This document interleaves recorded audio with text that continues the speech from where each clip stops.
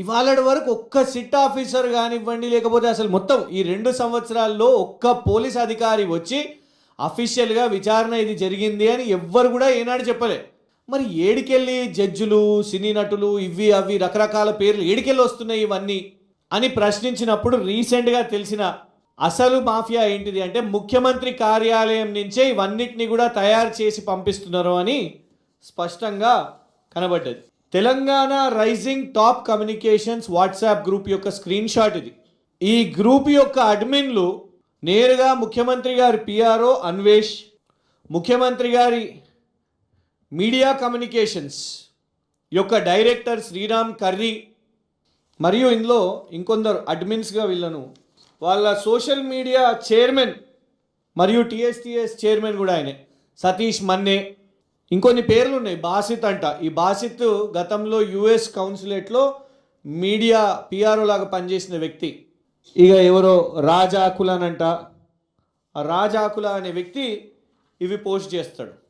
లోపట విచారణ జరిగేటప్పుడు సినీ నటులతో మాట్లాడినరు, మీరు వాళ్ళ ఫోన్లు ట్యాప్ చేసిండ్రు, ఇట్లాంటి థంబ్నెయిల్స్ పెట్టి వీళ్ళు ఈ వాట్సాప్ గ్రూప్లో ఈ 138 సభ్యులకు ఇట్లాంటి ఒక మలిషియస్ కంటెంట్, ఫేక్ కంటెంట్ చేస్తూ ఒక పెద్ద ర్యాకెట్, ఫేక్ న్యూస్, మిస్ఇన్ఫర్మేషన్ యొక్క పెద్ద ర్యాకెట్ని, ప్రొపగాండాని వీళ్ళ ఈ 138 అకౌంట్స్ నుంచి ముఖ్యమంత్రి గారి కార్యాలయం నుంచే సూటిగా డిమాండ్ చేస్తున్నాం మేము.